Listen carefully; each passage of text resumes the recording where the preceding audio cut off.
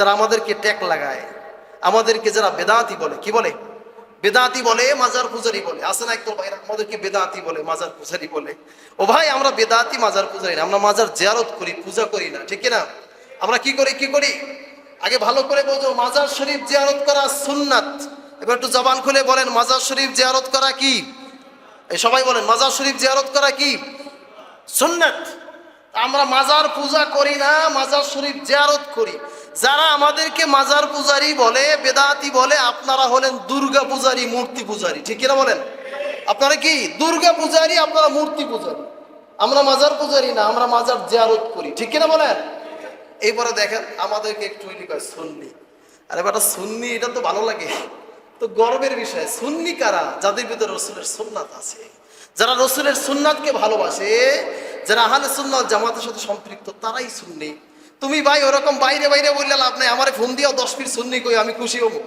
এটা আমার বড় পরিচয়। আমি বুক বড় করে বলবো, হ্যাঁ আমি সুন্নি, আহলে সুন্নাত জামাতের সাথে সম্পৃক্ত, ঠিক কিনা?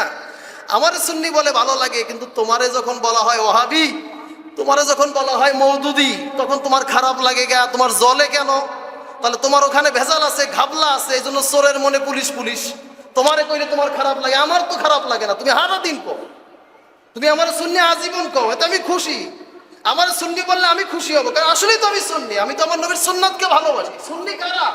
যারা নবীর সুন্নাতকে ভালোবাসে, যারা রাসূলকে ভালোবাসে, তারাই সুন্নি। অসুবিধা কি? আমারে বলো। কিন্তু তোমারে ওহাবি মওদুদি বললে তোমার লাগে কেন? তোমার জলে কেন? তুমি যদি হকের উপরেই থাকো, সঠিক থাকো, তাহলে তুমি আরো বলবা, বুক খুলে আমার মতো বলবো, ভাই বলেন, আরো বলেন, ওহাবি আরো বলেন, মওদুদিবাদ আরো মওদুদি বলেন, সমস্যা কি? জামাতি বলেন, অসুবিধা কি? তো তোমার জলে কেন, আমার তো জ্বলে না। আমার সুন্নি বললে তো আমি খুশি হই। এই কামড়ি যতই যা করুক, একটা বিষয় মনে রাখতে হবে, আমরা সব সময় আহলে সুন্নাত ওয়াল জামাতের মতাদর্শী আছি এবং আজীবন থাকতে চাই, ঠিক কিনা বলেন? কিয়ামত পর্যন্ত এই আদর্শ আমরা বাস্তবায়ন করব, এই আকীদা আমরা লালন করব। কারণ একটাই হচ্ছে নাজাতের দল, সেটা হচ্ছে আহলে সুন্নাত জামাতের দল। কারণ আমার রাসূল বলেছেন যে আমার উম্মতের মধ্যে 73টা ফেরকা হবে, 73টা দল হবে। কয়টা হবে? 73টা হবে। 72টা যাবে জাহান্নামে, একটা হবে জান্নাতি। সাহাবাজ ভাই বলছেন, হুজুর সেই দল কোনটা?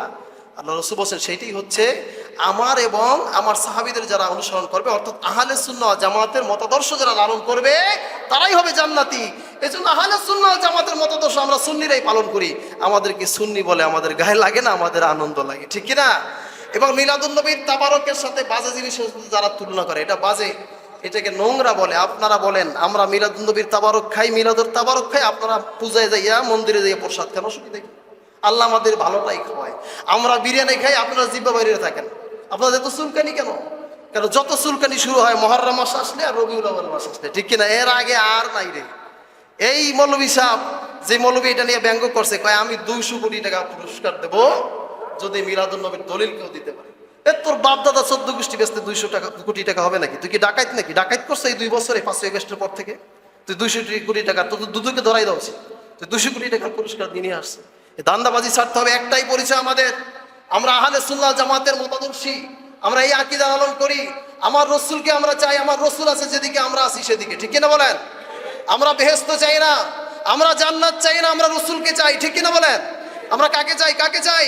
रसूल के चाय कभी बोले कोई जाएगा दुजक को और कोई तो जन्नत में जाएगा मदीने की तरह दौड़ेगा दीवाना मोहम्मद का स्पष्ट कथा रसूल बोलेছেন মানে কবি বলেছেন যে তিন শ্রেণীর মানুষ হাসরের ময়দানে বিভক্ত হবে এক দল জান্নাতে যাবে আরেক দল জাহান্নামে যাবে আর যারা দুনিয়ার বুকে মদিনার পাগল থাকবে ওই হাসরের ময়দানে তারা মদিনার দিকেই দৌড়াইবে সুবহানাল্লাহ বলেন আমরা রাসূল চাই আমরা বেহেশত চাই আমাদের দান্দা বান্দা কম আছে আমরা শুধু রাসূলকে চাই কারণ আল্লাহ রাসূলকে পাইলে আমার আল্লাহকে পাওয়া হবে ঠিক কিনা বলেন কারণ যদি তাই না হতো তাহলে নিজের ওয়াহদানিয়াতের পরিচয় দিতে গাইয়া আল্লাহ রাসূলের ব্যবহার করতেন না নিজের পরিচয়টা নিজেই দিতে পারতেন তার তো ক্ষমতার কোনো কমতি নেই আসেনি কোনো কমতি নাই কেন আমার রাসূলকে ভালোবাসেন আমার রাসূলের সদকায়ে তার কদম মোবারকে স্কুল কায়নাত আল্লাহ সৃষ্টি করেছেন সুবহানাল্লাহ বলেন